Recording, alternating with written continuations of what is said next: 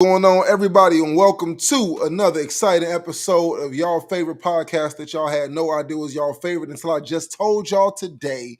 Y'all know who this is, the Extraordinary Men Podcast, and you guys know me by now. And if you don't, let me remind you. I'm Phil Jones, Mike Jones, however you may know me personally or professionally, and I am the host of the Extraordinary Men Podcast. You guys know, first and foremost, wait a minute. What do you got on? What is that on your body right now? Man, I got on that merch, man. Man, what is that? Extraordinary Men merch. I got this. I got the t-shirt on. I also got some polos. Got some polos with the patch over the heart. And then got that crown on. I got that crown on. First and foremost, a king got to have a crown on. Yes, sir. Sorry about all that. Sorry about all that. Just sorry about all that extra. So, y'all know who the greatest co-host is on the face of the planet. Y'all done seen co-host in the world, but y'all never seen one like this before. Let's not play games with it. He is the greatest, the single greatest, the most greatest, the most greatest, the single greatest, most greatest.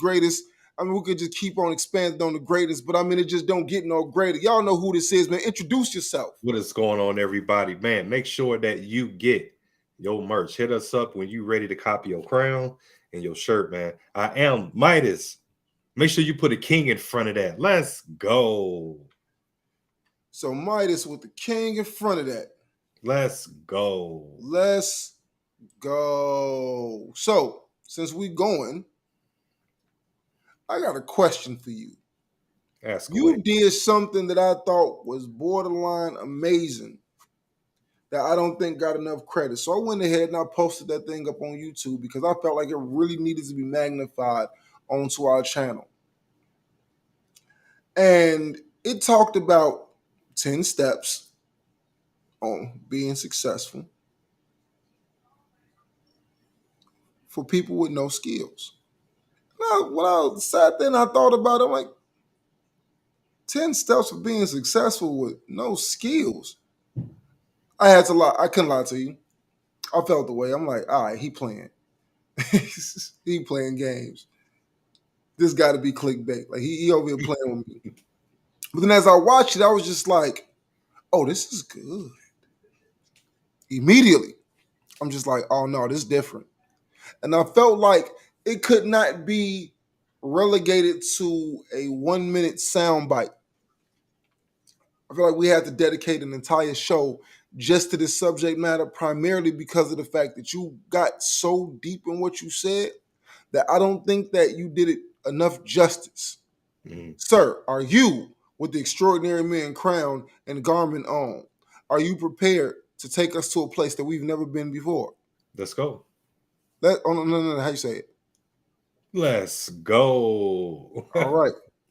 So let's do this.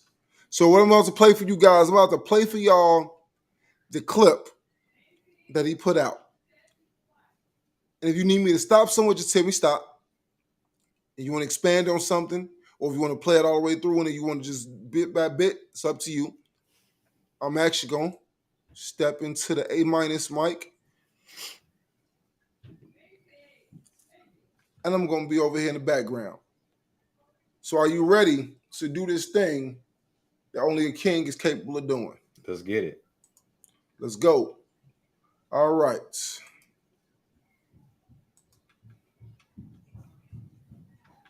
Can you see the screen very well? Yep.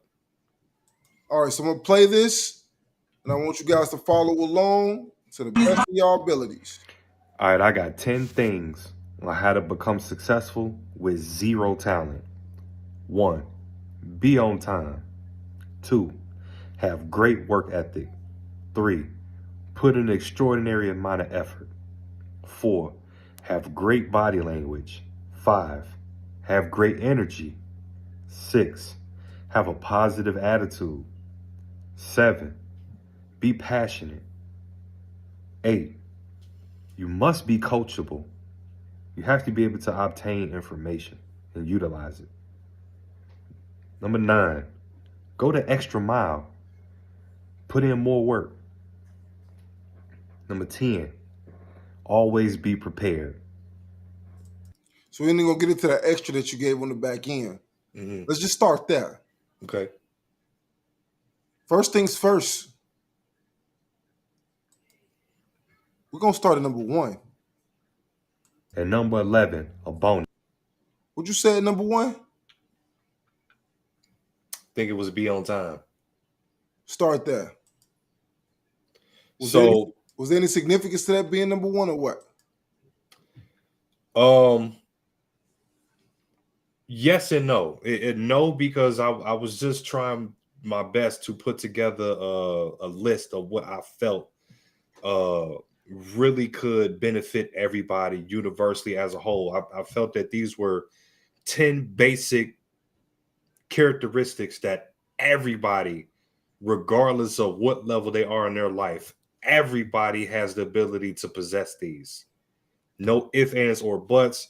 There's no you was born with both a mom and dad, and you lived a certain lifestyle. It doesn't matter. It doesn't matter. There's no bias. There's no one person's better than the other. We all have the ability to possess these 10 things. Everybody. So,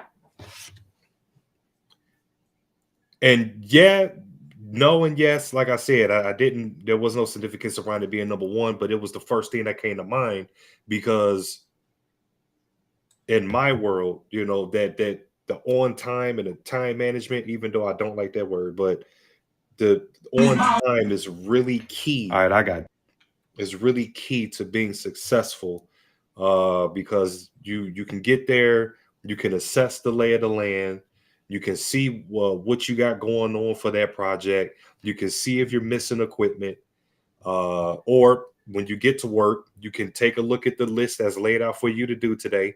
You got to do this. They want you to do this. They want you to do this. They want you to change the pricing on this. They want you to change up the displays on this. Mm-hmm. You can see the lay of the land. You can go in. You can see what type of inventory came in today from freight. You can see how many pallets you got, how many boxes you need to break down. Like you can assess the whole entire lay of the land before you even start your work, and you can start to build off that and make sure that you can put a plan of action together so that you can knock out everything within the day. That's powerful. And why that's so deep to me is because of the fact that I believe that most people don't understand that you being late, really you not being 15 minutes early, has such a tremendous impact on other people's lives that it's unreal. But think about a 7-Eleven, right? Or like a convenience store, gas station, where that's 24 hours. What happens when the relief don't show up? What's the first thing going on inside of that current employee's mind? Man, You can't leave. You can't shut the store down. Can't leave. Right. Man, I already been on my feet all day for 8, 12 hours, whatever the time of the shift was. I'm hungry. I want to shower. I got to get my kids. There's a plethora of things running through that person's mind when you're not doing your part. And the whole thing is that solely because of the fact that you're not reliable enough to actually show up on time. That peace of mind, that initial peace of mind of knowing, okay, my relief is here, so I can start planning my wind down. Mm-hmm. You deprive me of that wind down by not showing your face early. Then on top of that, when you're not present at the time that you should be present, what does that do to us? What does it do? It builds a lack of trust. It builds a lack of accountability for you. It really makes people look at you like, okay, well, and this is the thing that I try to tell people always, is that you don't want to put an asterisk on your name, because you may actually work hard, but when you're not reliable to show up, I don't care about how good you are when you actually do show up. It's the fact that there's a doubt on whether you will or you won't that's going to always linger over your head. Will you be here on time? how is operations impacted because you 15, 20 minutes late? You might not think about it from your perspective, but on a company perspective and on the just your coworkers' perspective, oh, it has a major, major, major traumatic setback for them. Absolutely. Let's get into number 2. All right, I got 10 things. I wish they'll let me I fast. wish they would let us fast forward. Like how to become Oh God, am I just not able to do that? No, I don't think you can fast forward on the short. successful with zero talent. 1. Be on time. 2. Have great work ethic. All right, what about that great work ethic concept?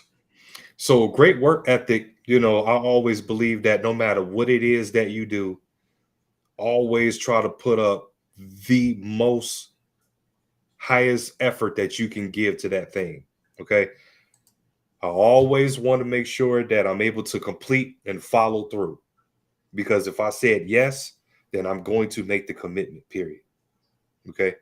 Unless something detrimental happened and I just can't make the commitment. But I'm gonna make the commitment. So no one is holding a gun to your head to file this application for this job. You are the person that decided to file the application. You are the person that decided to accept the interview. You are the person that decided to accept the job offer. With that being said, that means that you have opted into giving that job your 110% every time that you show up. Bad day or good day, it don't matter. All right. You need to put in an extraordinary amount of effort on everything that you do. See the job all the way through and give it your all, whether you like it or not, whether you're in the mood or not, because you are the one that gave the commitment. It's funny that you say that because of the fact that I was talking to somebody not too long ago and I was telling them how it's not necessarily funny, but how we'll sit back and we'll pray for stuff that we'll turn around right afterward and curse it 6 months later. There's like, oh, I need this job. This job pays life-changing money to do this, this, and this. And then you forget all that goes out the window, and it's just like, oh my God, I hate this job. I hate being here. I want something new. I want something. Like, wait, whoa, hold on, wait a minute. Wasn't it just the same thing that you were sitting here? And now all of a sudden, your work ethic and everything about you starts wavering.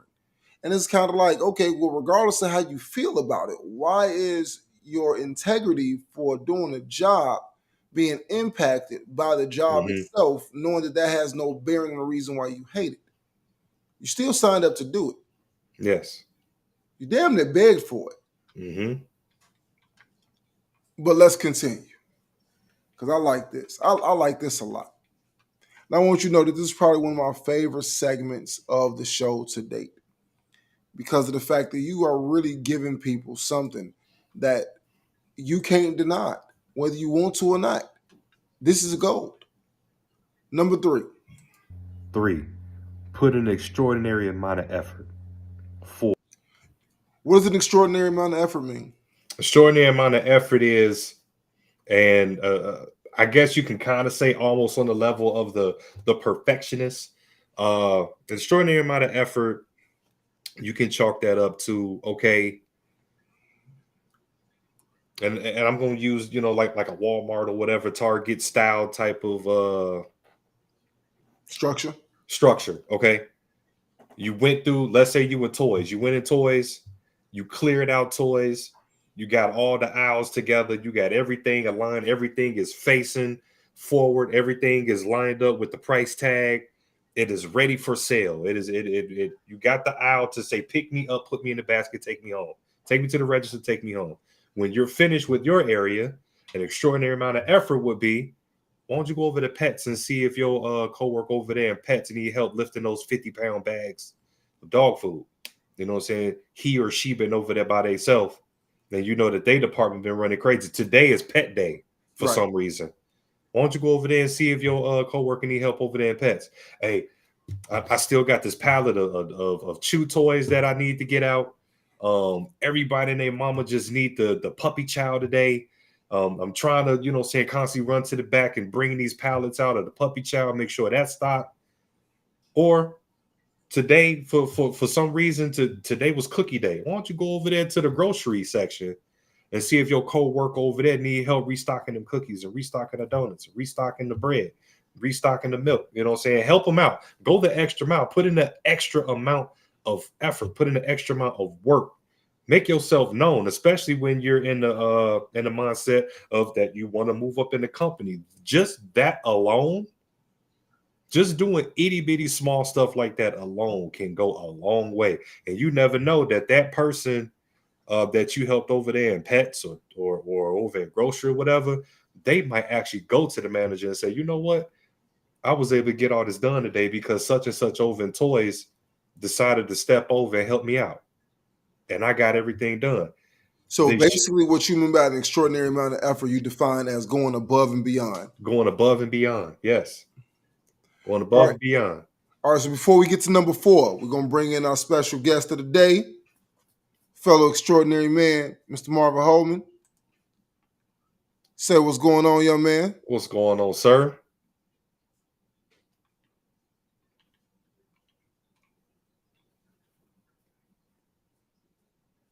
Guess you want to pose for us today? Yes, sir. Nah, nothing wrong with that extraordinary pose. We'll take it. Oh, listen, I mean, he's handsome. What can I say? All right, so just to get you caught up to speed, right now we're going over 10 tips that Midas gave for being successful that doesn't require you to have any skills necessary. And these tips are golden. And we're going over them, deliberating on them, and breaking things down. So feel free to chime in as we go through them, all right? I'll take that as a yes. All right, so going into number 4. All right. 4, have great body language. 5. Body language. All right, so body language, that says a lot. Your body language can speak a lot more and a lot louder than what your actual mouth can. So when you come into work, and we're using work analogy because it's the easiest to follow. When you come into work and people see that you irritated, people see that you sluggish, people see that you just not in the mood, and I'm not gonna take it today, and all this and that. When you bring that into the workplace, that energy spreads, and 1 or 2 things are gonna happen, okay? Or 1 or 3 things are gonna happen. One, your co-workers are going to feel it. So therefore, they're either going to avoid you, or you're going to make the tension for working today difficult. You know, people are going to need to have to converse with you and ask you for things and ask you to participate in the workload or whatever. And then, you know, they shouldn't have to deal with your attitude. Okay. So you're going to make the energy and the atmosphere very awkward, very hard to navigate around. Right. Okay. Another thing is the customer is going to be able to sense and feel your energy. So now you're making the shopping experience awkward and uncomfortable for the customer. So overall, and I want to just make sure I get this completely understood. When we start talking about body language, we're talking about not just the body language, but the communication and what your body is saying to people when you are addressing them or when you are purporting yourself. So how you come off, especially when it's, I don't feel like doing this. Mm-hmm. You know, you coming up, you all slouched, or you sluggish, dragging your feet. You know, the not even just the tone of your voice, but just the approach. There's no get up and go, no vigor, no excitement for what it is that you do, and it can have a negative effect on the entire process. Yep.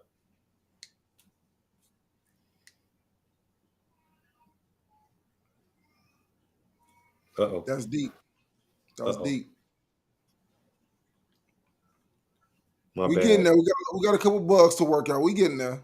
Yep. Okay. All right. I'm back. For some, I gotta when I don't move the mouse, it tries to go into sleep mode. So I'm trying to keep it. Wake it up. Got to give it a little bit of coffee. Yeah. I woke it up. We good. All right. That's all I care about. Number 6. Let's number 5. I'm sorry. Let's get into number 5. Them five. Have great energy. Those kind of correlate. They go hand in hand, man. Like show up pumped, ready to work, ready to knock the day out there. Let's just get it over with. You know what I'm saying? The longer you take to get something done, the longer it's gonna take to get something done. You know, so if you want to procrastinate, have great energy, man. All right, man. Hey, the truck just showed up. All right, man. Let's head back to this grab a pallet jack and let's get it done. Let's just get it over with. Get it out of your life. You know, the funny thing is that it's like I teach my daughter this and I apply this to my everyday dealings when it come down to work and work accessories, is that especially when I don't want to do it, is when I'm going to dedicate the most energy to getting it done. Absolutely. You won't know that I don't want to do it. Like there's sometimes that I have to find myself unloading trucks. I don't know if you ever unloaded a double stacked truck full of mail before. Not necessarily the easiest thing to do with a janky pallet jack. Mm-hmm. Sometimes you just don't have the resources and you got to work with what you got. The way I look at things and the way that I have been is that I'm going to make do with whatever it is that I got, whatever the situation is. I don't care if I got a staff of 30 or I got a staff of just me. Whatever the situation is, I refuse to fail. And my refusal to fail is going to lead me to jump and spring into action and develop the energy and find the energy to get things done. Absolutely. And then I want it done quick. I don't care what it takes. I don't care how tired I'm going to be after the fact. I just know that I want this over with. Yeah, you know what I'm saying? Like nobody likes cleaning the public restroom at any establishment. Nobody. But man, the faster you change that trash bag, the faster you slap that soap on that toilet seat, the faster you can get out of there. Like just bang it out. All right, so let's get into number 6. Numero 6. 6. Have a positive attitude. Some of these things are interchangeable. And when you start deliberating and breaking them down, they are very much interchangeable. However, there's a very specific thing about a positive attitude. That just because you had an energy to do, there's a lot of people that I know that have an energy to do, but they angry and resentful. You can see it on their face. Like, yeah, they're going to get it done, but it's very clear. That they have a disdain to do. Yep. And they're going to make sure that you're irritated about the fact that they got to do it. Like, yeah, they're going to get it done. And for some people, it's like, I don't care how you feel as long as you get it done. However, you still got to do it anyway. Why carry the negative to have to bring yourself down from the negative, knowing that you got to do it anyway? And why bring people with you? For what? Real. Now, why change the energy of the room unnecessarily just to accommodate the fact that you got a problem? It's not always about you. Sometimes the large picture says that it's just what needs to be done. Today is just the day that it got to get done. It's not the personal. It's where we at. Let's get into number 7. 7. Be passionate. 8. What does be passionate mean, man? Be passionate, and this can even correlate with work ethic, is what it is that you're doing. Like, have some type of level of sincerity behind it. Be driven. Have a purpose as to why you're doing what you're doing. I mean, that's kind of pretty much it. You know what I'm saying? Well, what are you doing this for? Are you trying to buy your first home? Are you trying to simply get out of debt? Are you trying to, pay off your car note? Are you trying to send your child off to private school? Like what are you doing it for? Like whatever you doing it for, whatever you working for, man, have some passion, have a fire behind why you doing it, to get it done, to make it happen. I understand that part. Definitely understand that, especially when you realize, like as you stated, there's a larger purpose behind why you're doing what you're doing. It's like, I have to do it. And this is one thing, and this kind of ties into a conversation that you and I had not too long ago. about the fact that there are some of us that we just have these attitudes about what we do and don't want to do. And I'm getting more and more to a place to where I could care less about what I do and don't want to do as long as the objective is fulfilled. Mm-hmm. So you tell me that whether I had to clean up monkey crap at a circus to get to my $1 billion, or I got to do it through IT, or I got to do it through using AI, Chat GPT, or whatever else. Does it matter how you got to the billion as long as you get to the billion? Don't matter. Like, I want to be able to cool. I want the story. I care more about the cool way of ushering myself into the billion. It's like it's not necessary as long as I get that. I definitely have, saying we're extraordinary men. So we definitely do have extraordinary standards and values and morals and things of that nature. There are certain key things, because I don't want nobody to get that misconstrued. Yes, there are certain key things that, it does matter how you got that money. But for the most part, anything outside of that, you can fill in the blank there. Anything else outside of that ain't that necessarily morally sound is by any means necessary. Anything outside of that. The criteria is it legal? Is it moral? Is it safe? Mm-hmm. As long as those three metrics are yes across the board, and safe is a gray area because somebody that's working scaffolding gets paid a lot of money to be on that scaffold. Somebody that's working construction, putting up buildings, they get paid a lot of money to be on those beams, putting up those buildings. So there's some level of where the dangerous job is going to give you the dangerous check. The electrician, knowing that there's so many volts running in and out of this building or in and out of this house, the hazmat person who's carrying gasoline from one state to the other one, there's certain things to where safety, as long as I'm doing something in a safe manner and I'm making sure all of my precautions are hit, yes. But some things you have to take risks for. There's no safety in investing your money in the stock market. We clearly know that. We've seen 2008. We all know what happened. But you still invest. So safety is one of those things to where it's a little bit more gray, but I won't bend my morals and I won't bend the law to earn it. So again, that depends on how you look at things. But I think that those are the three general criteria that most people will agree on that we shouldn't deviate away from when it comes down to what we're doing. And then after that, it's fair game. After that's fair game. So let's go ahead and move on to numero ocho. Ocho, I say. You must be coachable.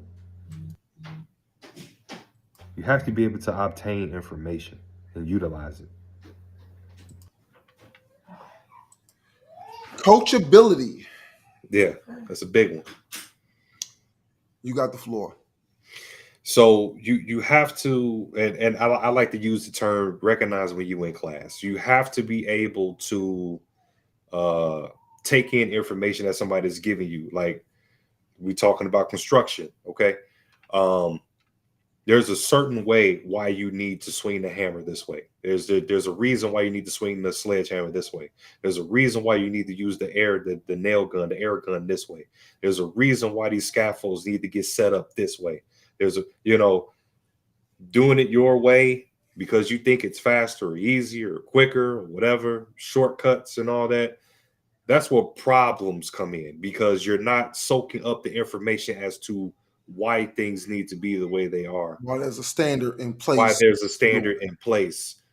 Why we need to follow it this way and that way. And if you're not willing to take on said information, and you can use any other analogy here, you can insert your own analogy for you to understand it. But if you're not willing to take on what someone is telling you and the reasonings why behind it, you're not coachable.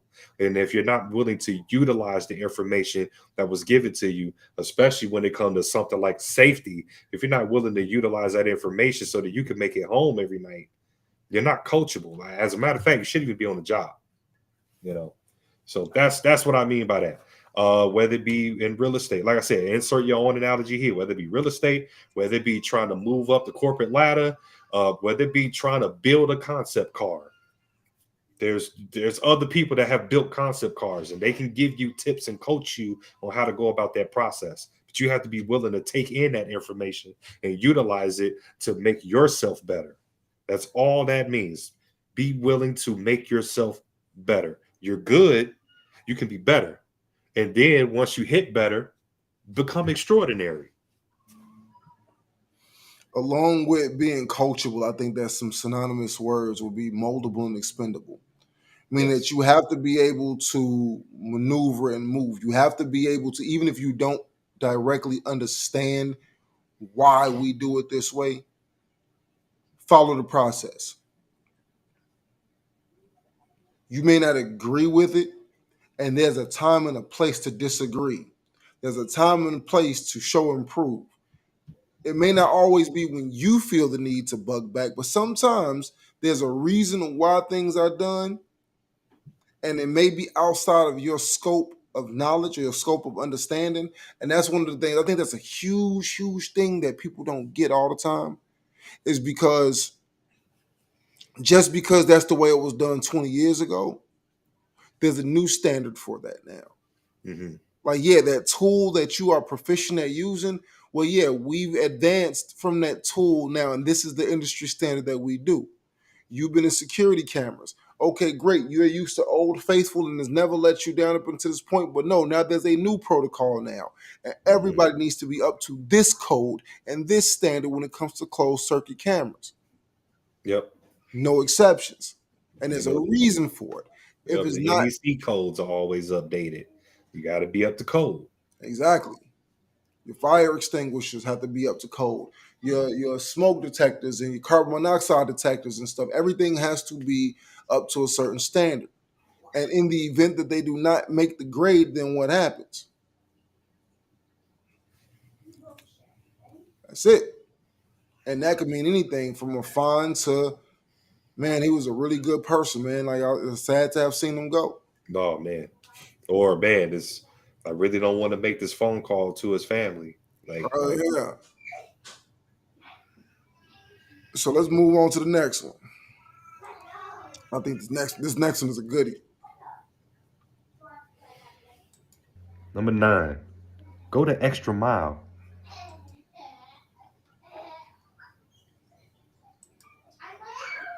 When we said go the extra mile, we kind of expanded that a little yeah, bit. we already touched on that. That was kind of more, I guess bringing it home.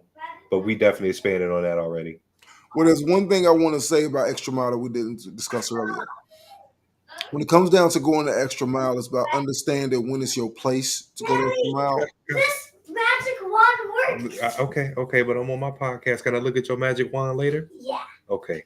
Like Alright. you see. Okay, baby. I'll be upstairs. I promise. Where's mommy? In the garage.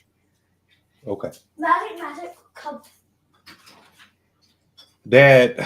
I'm a Ladies and dad. gentlemen, what y'all just witnessed was the extra mile. He didn't shoo his kid away. He gave very clear instructions on what to do, what was going on, what he needed, how to neutralize the situation, diverted the situation, was not angry, was not frustrated. At no point in time did he sit back, take the headphones off, crash out, put the thing on mute, go yell at the kids. The typical thing that somebody would do when they feel interrupted. Thought quick on his feet, made sure that the situation was neutralized properly, and got back to work. Sometimes you don't understand that what you just saw to somebody like, well, I don't see why there's that extra mile. What happens when that's the customer that's coming into your shop? Mm. And you as the customer service person, oh, well, I'm not the manager, but let me see if there's something I can do so that it doesn't have to be escalated. Like, hey, I'm sorry, I saw the interaction that you had earlier. I would like to assist you with this problem if you would allow me the opportunity to. How can I take this situation and turn it into a better, more positive outcome for us? Mm-hmm. And you will be surprised at what that little bit of initiative can do. Rather than me sitting back, oh, that ain't my problem. They ain't looking for me. I ain't the manager. Go get the manager. Go get the supervisor. That ain't my problem. that so and so gonna get, like, instead of doing it that way and deciding to apply the disposition. Mom ain't down here. Why are you down here? Why are you here? You know what time it is. I don't understand why y'all don't get that. He didn't deal with it like that. He dealt with it with tact. He dealt with it in appropriate nature, diffused the situation, and was able to get back to things calmly and effectively. And I think that you added, oh man, it was so much said right there. I wish I had a bomb. Oh man, it was something that you said. Oh, it was so good. There's a little bit of sauce in there. Oh my God, man! But you did add a number 12 to this list in that explanation right there. You added a number 12. It'll come back. It'll come. It'll always come back. Man, it was so good. Like ribs. Anyway, let's move on to the next. Put in more work. What was that you say? You said put in more what? Put in more work. You said what? Put in more work, man. Put in more what? Put in more work. What are you talking about? I already work 8 hours a day. What you mean? Put in more work? What you mean? But you put in 8 hours for somebody else. Now it's time to put in work on you. It's time to put in work on yourself. Whatever you're trying to do, whatever dream you got, whatever goal you got, whatever you're trying to accomplish, you trying to finish that book, man. After you done worked your 8, 9, 10, 12 hours, when you get home, you shower, you relax. Okay, work on that book. Okay, you put in your 8, 9, 10, 12, whatever hours. You trying to do a podcast, turn that camera on. Get them reels going. Learn how to work the switchboards. Hold on. Learn mic placement. Learn where to put your lights at. Keep working. Put in more work. It don't stop. Hold on. Wait a minute. You talking about after I already gave the man all my time, but I done sufficiently secured the money to pay my bills. Shouldn't I be able to chill when I get home? I should be able to relax. If that's what you want to do. How far are you going to get with that? But how did that qualify as putting in more work, though? It doesn't. You gonna break my heart like that? You gonna tell me I can't just come and crash on the couch, grab my remote control, grab my bed, and just kind of chill, and then just go to sleep, get up, shower, do it all over again the next day, and that's just my MO for you for get 5 1 days day. a week. Midas grants you 1 day to do that, but you're working the other 6. You're working. You hustling. You getting yourself together. You putting yourself in position to be where you want to be. You talking about you want to be the next Denzel. Okay. Turn the camera on. Let's go. Start reading scripts. Let's get it. You want to be the next Jay-Z? Okay. Turn the mic on. Open your pen and pad. Let's go. Let's get it. Put the work in. Where's your next show at? Where's the next open mic at? Where's the next this? Where's the next that? You want to be the next Vera Wayne? Okay. Turn the sewing machine on. Let's go. Where are your sketches at for your dresses or your new style of pants? Or where's your shoe designs at? Let's go. Where's that? Show me some product. Show me some patches that you've been looking at. Let's go. Put the work in. Hold on. What was you say? You said let's what? Let's go. Okay, I'll make sure I heard you correctly. That's all. All right, let's get into that. Let's get into that next one. Number 10. Always be prepared.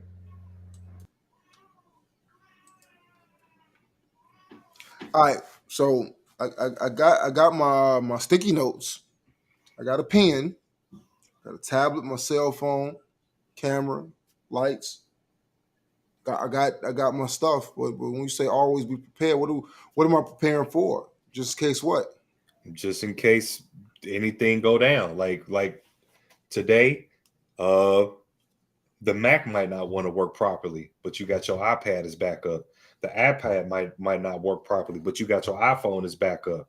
Vice versa.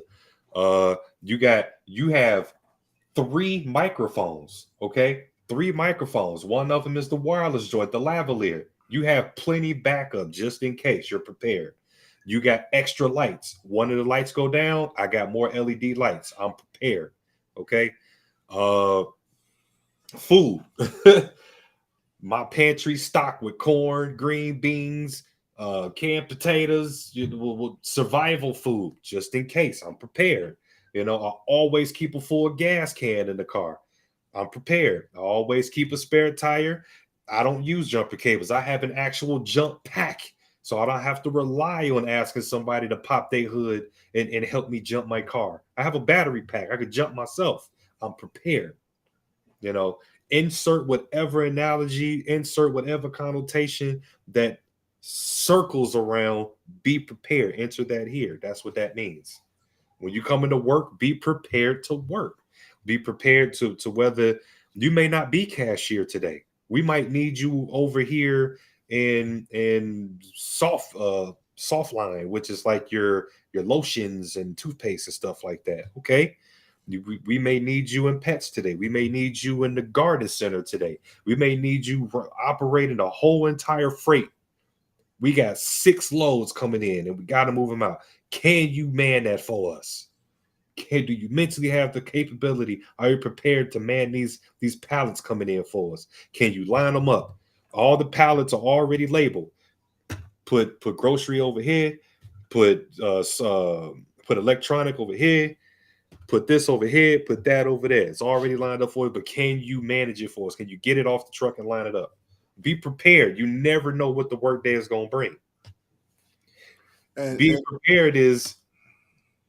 No, go ahead. I'm sorry. Go ahead. No, you got it. No, this is your flow. This is your floor, sir. Being prepared and being prepared even expands beyond work. It expands to family. What I mean is finances. Be prepared. Always have a safety net for a rainy day. Always be prepared as a parent. And any other parent that's been through this can attest to this. It may come a situation to where you got to finish a class project and Hobby Lobby or Home Depot or Walmart, wherever you need to grab supplies to finish up this project, they're going to tell you at the last minute. But you got to be prepared. You got to be prepared to hop up and hit that stove and make it in the last 20 minutes and run through that store and grab all the supplies so you can help your kid finish their project. Sound like 1st through 5th grade.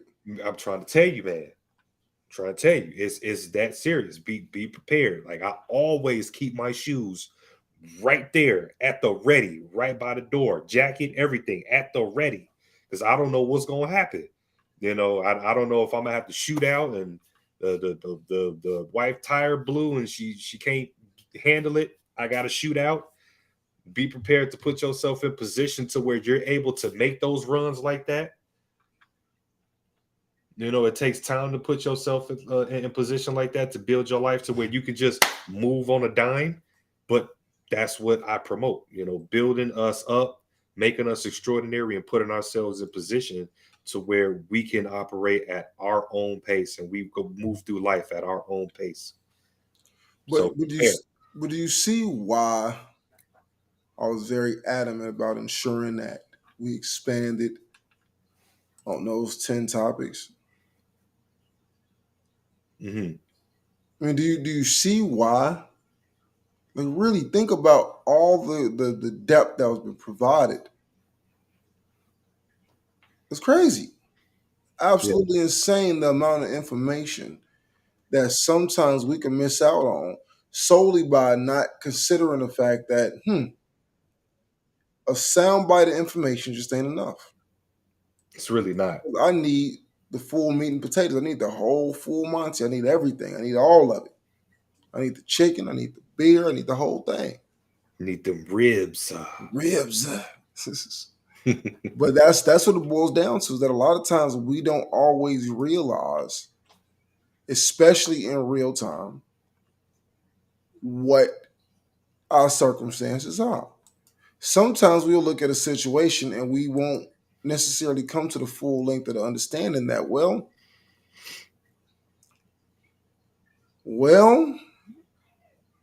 I think I may got it wrong. I think I might got a very bad level of understanding. Mm-hmm. I think that what I'm doing is not matching up with the result that I desire to have. So the question is, and from your perspective, of course, how do you execute on that rule? All 10. Just this number 10. The best way to execute on that rule is to recognize, for one, what you need to be prepared for. So you really have to have a true understanding of yourself and where you're trying to go and what you're trying to do, and then start putting things in place that accommodate that thing or place that you're trying to go. So you gotta recognize what it is you're trying to do first, and then start building the safety around that. See, and just like that, you just answered my next question easily, solely because of the fact that when I was sitting here listening to you talk about it, it's just like, okay, well, for somebody who is not necessarily understanding all the dynamics that goes into being prepared, it's like, if you don't know what you're preparing for, like, how do you prepare for it? How do you even begin the process? So if I don't know that I'm trying to buy a house, how do I start saving up money for the down payment and closing costs if that's not the objective? So you kind of got to see the ends to start creating the pieces. Right. Right? That's deep. And you know what's funny is that it really ain't that deep. It's really not that deep. It's actually commonplace, but I think it's deep because of the fact that it's part of some things that our generation missed. I think a lot of what you have put out in your list is indicative of a lot of stuff that our generation just don't get. Mm-hmm. So before we move on to that bonus round that you gave us, man, what made you come up with this list? I came up with this list because I felt the need to have to get people to understand that a lot of people are lost and don't know where to begin, don't know where to start. And I figured that this list could give them some type of basic building blocks to get started, where to get started, how to get started, and to get them to look at themselves, look at yourself. I don't want to use the cliche, look in the mirror, but it's the same concept. Look at yourself. How do you want the world to view you? How do you want to be portrayed? How do you want to look to other people? What do you want other people to say about you? Because that's important. And that's why I made the list. I like that. I like that a lot. I actually think that it's like, it may not seem like a lot of thought went into it because it was so short. And the reason why I wanted to make sure to expand on it is because you can only do so much in a minute. You can only do so much. So you have to make it as impactful as humanly possible in such a short amount of time. So therefore, when you look at things like this, these are certain keys to success that people are not being fed on a regular basis. Be coachable. Be on time. Be prepared. It's like, okay, well, what am I being prepared for? Well, what do you want to do? Mm-hmm. I want to be an architect. Okay, well, what do you need? Well, I might need an engineering degree. Okay, well, go get your engineering degree. Mm-hmm. Start there. Get your internship under some other engineers, under some other architects. Learn the ways. Maybe that's not the route. Okay, maybe you need to go join a trade union. Mhm. Study under a journeyman until you get across that threshold, and then you can identify what you need to learn from that. But first and foremost, define the path, define the end result, and then start reverse engineering the building blocks.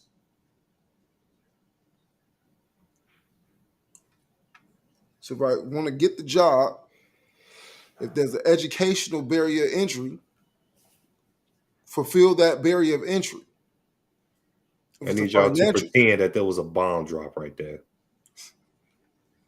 oh, you want to get into day trading? Well, guess what? You got to have 25,000 cash. So go Yeah, get 25,000 cash. That's starting.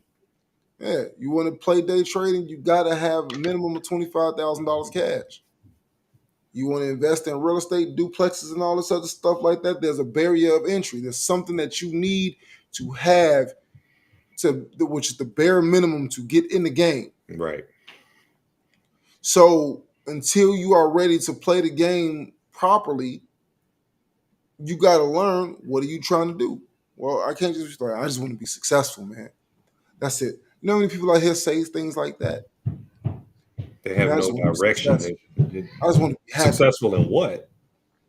You could be successful in numerous of things. You could be successful in selling computer mice. You can be successful in doing custom Xbox controllers. What do you want to be successful at? There's successful companies that sell socks. That's all they do is socks, nothing else. What do you want to be successful at? And again, that's such a huge thing as far as preparedness. I live in Florida, so every year I got to be prepared for hurricane season. So I know around this time of year what's going to sell out: water, toilet paper. Mm-hmm. Why toilet paper? I don't know. But toilet paper is gold. Apparently so. It is gold. So paper towels. I know that there's certain commodities. Gold. There's certain commodities that I know for a fact are going to sell out. So I'm not going to wait until the day before, 2 days before the storm is heated to get there. I go to the store, payday Friday, and just go and stock up the house. If best case scenario, I'm prepared for the storm. Worst case scenario, I'm prepared for the year. Yeah. So to me, it's a win-win. But that comes along with preparedness, because I know what the result is that can possibly happen. So I should have batteries, flashlights, candles, non-perishable food. Mm-hmm. Just things that you should know when you live in a hurricane state. Yeah, propane, little stoves or whatever that operate on propane, so you can actually, cook the food. Either that or go rogue and just get you a little mini grill. Because that meat gotta get cooked. Go ahead and put that charcoal out there once that storm passed, and get out there and do your thing. Mm-hmm. Which means that you might want to make sure that, guess what, before that storm hit, make sure them ice trays is filled up.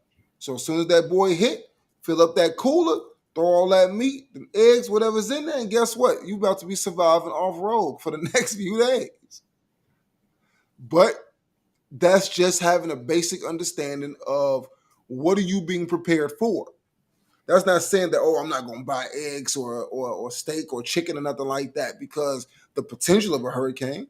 But I need to also know, what am I going to do to prevent myself? So I'm not going to completely stock the freezer unnecessarily to the brim with perishable items. Mm-hmm. I might, for the next few months, buy on necessity. So if I plan on eating steak, I'm going to go buy steak. Plan on eating chicken, I'm going to go buy chicken. And I'm going to eat what's necessary at the time that is necessary to avoid me purchasing things that I'm going to have to throw out. Right. And that can even go to, being prepared, since we're talking about hurricanes, first aid kits. The radio that uses the wind up, and flashlights that use the wind up, so you don't have to worry about batteries. Mm-hmm. Flare guns. There's there's numerous amount of things, you know, that you can buy. Sandbags for my front door to make Sandbags. sure that the rising water don't flood through my house. I mean, it's a myriad of things. I mean, you could just sit there and think about it. I'm making a mental note like now. I'm like, yo, I need to make sure that again, just looking along those lines, this is kind of what we run into. And it's just those things that you have to be taken into consideration. And So we're gonna go ahead and we're gonna go through the final one. Instead of the 10 things, he actually listed 11 things. And number 11, we're gonna go through right now. We're gonna deliberate on number 11, and then after that, we're gonna close it out. You ready? let's go. Let's go. Let's do it. And number 11, a bonus. Make sure what it is that you want to do, you can actually eat from it. Peace. That's so huge. And I ain't even gonna pause that.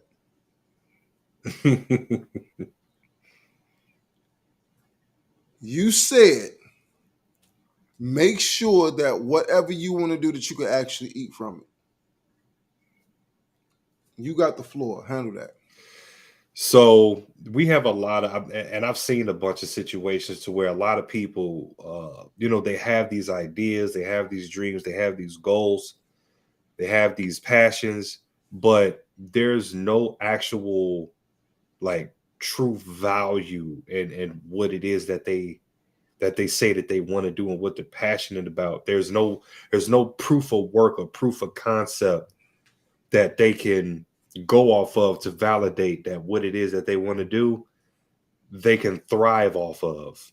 And what I'm saying is find something that is that can be beneficial to you, that you actually enjoy, that you can actually see yourself doing long term, and you can use that profession to be able to take care of yourself, and if you so choose to, be able to take care of a family, then take care of a family in whole: clothes, shelter, food, utilities, maintenance, doctor, glasses, braces, extracurricular activities, vacations.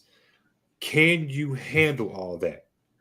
Is this occupation, is this profession, is this trade, is this entrepreneurial journey, can you survive for real? Can you make a great living off of what you want to do? Or is this just some rainbows and sprinkles of an idea, and because you think it's a good idea, you know, can the rest of the world see your idea and validate your idea as a valid idea? So I was watching a podcast once, and it's like I had just Google searched, how do you make $1 billion? And somebody said something that was so simple yet so profound that I just had to share it today. And I'm going to go ahead and add this to this piece. If you want to make $1 billion, you have to solve a multi-billion-dollar problem. So predicated off of the usefulness or the value that the consuming public places on the thing that you do will determine what its value is. So when people say, oh, the fast food workers don't make enough money, well, what is the value of the fast food worker? You guys are a dime a dozen. Anybody can get this job. There's very little barrier entry to get the job, and you can be trained to do the job in a day. Mm-hmm. So when I can pull somebody in who doesn't even speak the language, and I can get them trained to do the job proficiently in less than 8 hours,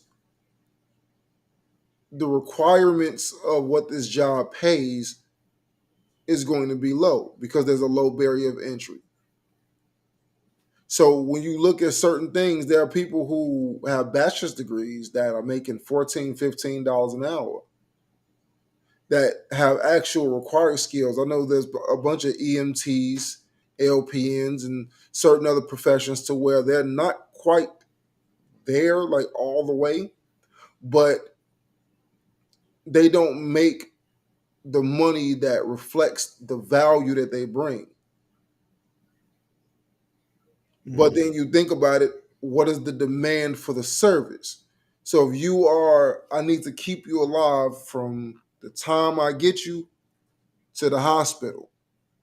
The scope of your job is about maybe 10 to an hour, 10 minutes to an hour at best, which means that there may be certain levels of extensive training. There may be certain levels of very basic training, depending on what the situation is. I don't know. I can't speak on it because I'm not an EMT and I don't know very many people who did the job, nor I don't know how many actual EMTs are in the field or how many people are lined up to do EMTs. I was looking at what a firefighter makes down here in Florida. The starting salary for a firefighter is like $40,000. Yep, that's about the same out here too.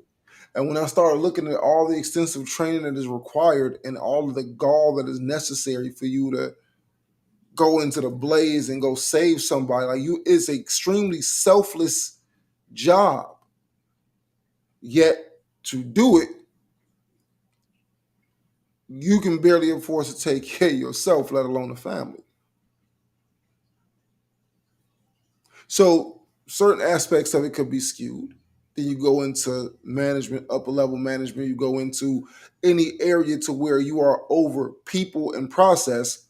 Well, that seems to be where the money is in those specific regions. Unless you go all the way outside of the management of people and processing, you go into technology. But you don't just get to walk into a tech field. You don't just get to walk in, hey, I got a kit to power open a cell phone. I need $110,000. Okay, what can you do with it? Okay, let me see what you can do. Like, I got the kit. What you mean? I got the kit. I should be getting paid $110,000. No, that's not how it works. You have your Samsung certification or Apple certification. Are you certified to do this, this, and this? Do you have this piece? Like, have you ever soldered a chip or soldered a whatever? I can't think of the pieces. Not even so much a chip. Have you ever soldered a microchip? Point under, being is, under looking at the things and 100 times magnified. It's well, crazy. the point is that regardless of whatever the circumstances are, that in the field, that thing that seems so minute and so tedious is basic. It's basic in the field when you are actual practitioner of what it is that you do. So things that will bring me sweat to somebody else is like, I do 100 of those a day. I got my lens right there. I got the Apple 14. Like, I got little tick marks and stuff that when you're doing the Apple 14, you turn this. You're doing the Apple iPhone 12, you do this. You're doing a Samsung Galaxy 22. If you're doing a 23 Ultra with the extended hard drive, you do this. Like, they got their own little personal tick marks where it's just like, all right, go in, do surgery, in and out. On the screen, all right, heat, remove, clean adhesive, remove it, peel off the other one, put in place, inspect the LCD, drop the screen on, press, heat, readhesive, let it cool. And it's just sitting here for like a day and a half. But I really was done in like 10, 15 minutes.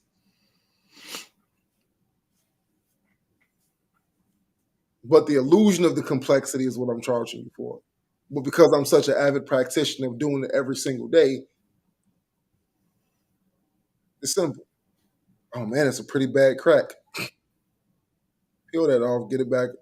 Yeah. We'll see if we can get it back to you by tomorrow. 10 minutes later, they sit in the back playing Xbox. They already finished with their day's work. Anyway, King, I think that you had an excellent list of things And I think that of those excellent lists, the things what makes them so excellent is that a lot of them were interchangeable, which to have one, you would have to have the other. And you see how certain things segued into other things, which made them more achievable if you actually took the time to really boil it down. Like preparedness for me is one of those huge ones. When you sit there and you look at it and you say to yourself, because preparedness also is tied directly into discipline. Mm-hmm. And a lot of us have to look at it to say to be prepared means that you have to discipline yourself for the greater good of tomorrow. I don't forego college and get an education to go into the workforce when where I want to be in my life, I need a degree to get that. Makes no sense. Absolutely. Anyway, guys, that's our show today. You got some more sauce you want to add on them ribs? That's it, man. Go out there, be successful, be extraordinary, and just make sure that you know what you want to do. You can that very last one, you can eat off of it. You can be successful. You can take care of yourself. First and foremost, let's take care of ourselves because we can't take care of nobody else until we take care of ourselves. And how we take care of ourselves is looking at this list and reflecting back at us, looking at us. Am I hitting these tick marks? How am I being viewed? How am I being taken? Am I being taken serious or am I being looked at as a joke? Am I looked at as dependable or am I looked at as a slack off? You know, these things matter. And if these things don't matter to you, you're not going to get far. You're just not. So I definitely appreciate you guys, you know what I'm saying, rocking with us today. Extraordinary Men Podcast. Please catch us on YouTube. That's like the main hub. Like, share, subscribe, and click the bell. Make sure that you also make sure you click that QR code before I go into the next one. Click that QR code. Tap in. You know, we are 345 strong. Every single day, you know, we getting stronger. We have something special coming when we hit 500. So make sure that you guys tap in so that you're prepared. So when we do finally hit our 500th subscriber, you're already in the loop and you're prepared. You're prepared on what's going to happen, on what we're going to introduce to y'all, okay? Also, make sure that you hit us up on Facebook, the Extraordinary Men Facebook group. That is where you can connect with us directly, okay? The Facebook group is jumping. Mike has it jumping, or Phil Jones, however you know him professionally or personally. Sam, that's my part. However you know him. He got it jumping over there. He's asking questions. Please make sure that you go check out his latest video talking about the AI bot making $73,000 or how this individual made $73,000 and why that significantly impacts the manosphere. Okay. It is a fantastic video. He thoroughly breaks down why it's a hindrance, why we need to change things, why we need to start moving in a different direction. It is very impactful and it is very well needed. All right. But hit us up on the Facebook group where you can connect with us directly. Again, we talk about mental health, finances, real estate, man problems, praises. We talk about it all. Nothing is left out. We talk about it all. So that's where you can connect with us directly. All right. And hold on, wait a minute. One last thing. The creator of this amazing gear just walked in the building. I just want to make sure I give a special shout out to Kadeem Bourne of the it's a One Star Productions located in Winter Park, Florida. Definitely want to make sure that he gets the proper accolades because this hat that I have on here, that hat that man have on, that T-shirt that he have on, the long sleeve T-shirt that I had on the previous episode, these things were all created by the hands of this young man here with some of the greatest equipment, some of the greatest detail ever. And also the logo that you guys see that's here, that's also across the banner, was also created by this young man. So not only did he create the logo for the branding, but he also took it and he made gear out of it to show the world how serious this Extraordinary Man thing is. And we've also had people that have been showing their support to the Extraordinary Man brand by going ahead and copping merchandise and everything like that. We appreciate everybody taking the time out to at least acknowledge it. That sorry, that just threw me off a little bit. Anyway, my point in saying this is greatness is a day at a time process. It just takes you to be serious. And when other people can see the vision, they believe in the vision, they invest into the vision. Just because the people around you may not see it or understand it or can understand the madness that's going on inside of your head, that's not a cue for you to give up. That's a cue for you to show and prove. With that much being said, I would drop this mic, but it costs more than my shoes, so I'm going to just leave that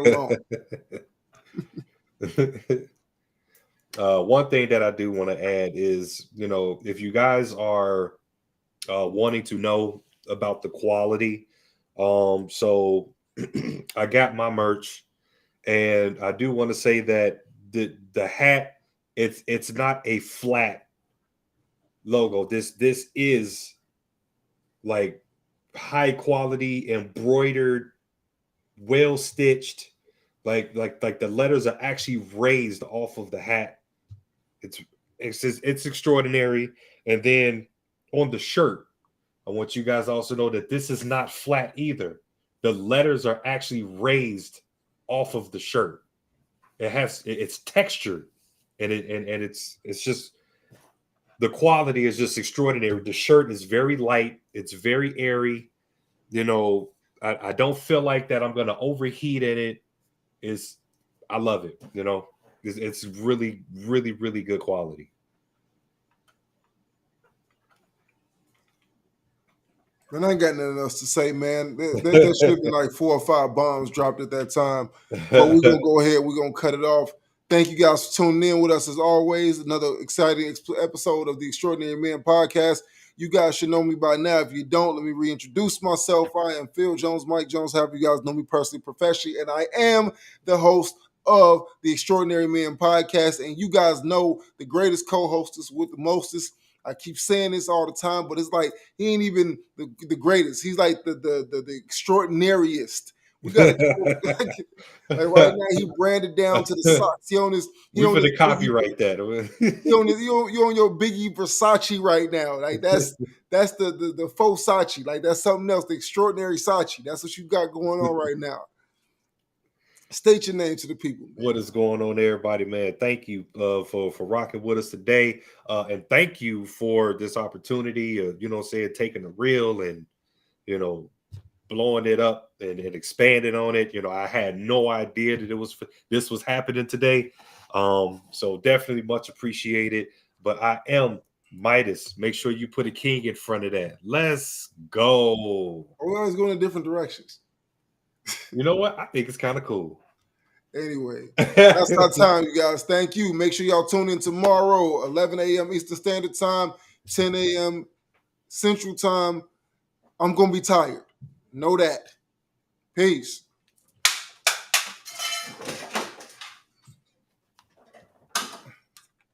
Drop my mouse and the cat ran.